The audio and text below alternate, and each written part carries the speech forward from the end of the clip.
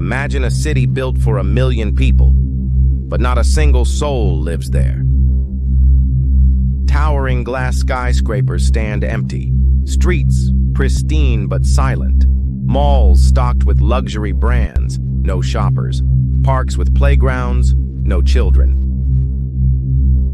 These are China's ghost cities, massive urban wastelands funded by shadowy billions, hidden corruption, and a real estate bubble so large when it bursts, it could shake the entire global economy.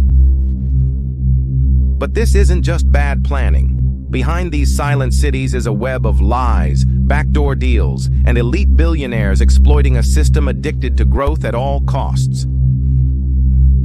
At the turn of the 21st century, China was on fire, economically at least. From 2000 to 2010, GDP doubled. Tens of millions fled the countryside to urban centers. Beijing, Shanghai, Shenzhen, their skylines exploded almost overnight. To fuel this growth, local governments leaned heavily on land sales. Cities, desperate for cash, sold land to developers at insane prices, who in turn borrowed massive sums from state-run banks to build. The primary objective wasn't to create livable cities. It was to hit GDP growth targets by any means necessary. It didn't matter if anyone actually wanted to live there. As long as the land sold and concrete was poured, local officials could claim success, and bonuses, promotions, and kickbacks followed. Enter the billionaire developers. Men like Xu Jiayin, founder of Evergrande, promised endless wealth, borrowing billions to create sprawling luxury developments in second- and third-tier cities where demand barely existed. In 1 year alone, Evergrande took on over $300 billion in debt, building cities no one asked for, betting that eventually buyers would come. They didn't. Evergrande's empire was built on borrow more, build more, sell more, a Ponzi scheme hidden behind marble floors and glittering towers. Others followed suit. Wang Jianlin's Dolly and Wanda poured billions into ghost towns filled with luxury malls and vacant office towers. These tycoons weren't just taking risks. They were backed by state banks, protected by local politicians, and shielded by a government terrified of slowing growth. Here's how the scheme worked. Step 1. A local government sells land to a friendly developer at inflated prices. Step 2. The developer borrows money from state-owned banks to build projects. Step 3. Apartments, offices, and malls are marketed as investment opportunities, not places to live. Step 4. Wealthy investors buy units, often sight unseen, betting prices will rise. Step 5. Developers use the cash to start more projects, taking on more debt, creating an endless loop. By 2015, a staggering 22% of China's urban housing stood vacant, according to the Chinese Academy of Social Sciences.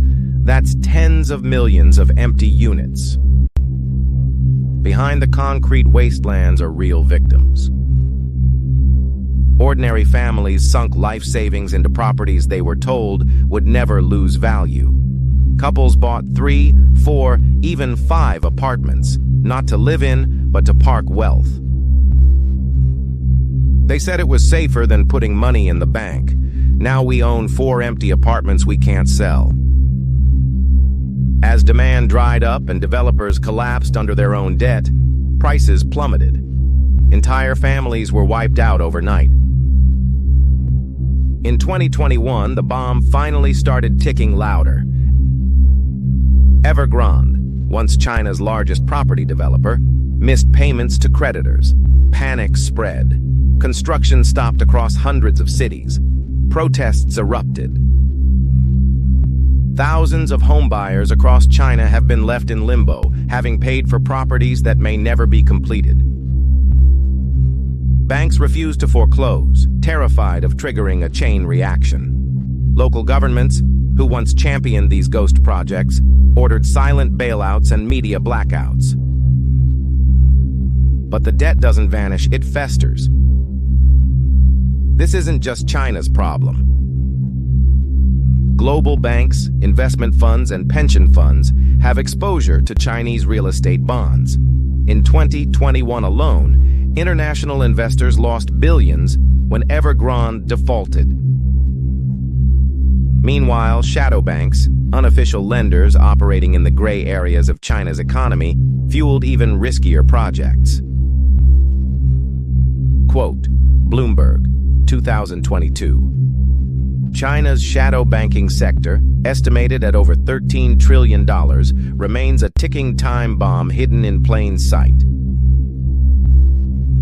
China's government could have reined in the chaos years ago. Instead, they fueled it. Local officials depend on land sales for over 40% of their revenues. Cracking down on ghost cities would mean crashing budgets and political careers. Even today, crackdowns are cosmetic, targeting the most visible billionaires while leaving the system largely untouched. In the words of one former insider, quoted by the Financial Times, everyone knew it was a bubble, but no one wanted to be the one to pop it. Across China, silent cities grow older by the day. Glass towers crack under desert winds, playgrounds rust, shopping malls gather dust. These ghost cities aren't just monuments to failed development, they are tombstones for a system where corruption, greed, and short-term gain buried the dreams of millions. And somewhere, behind polished walls and offshore accounts, the billionaires who built them are still counting their profits. Subscribe to Crooked Stories for more deep dives into the scams, schemes, and secrets hiding in plain sight. 2 new stories drop every day, and we're just getting started.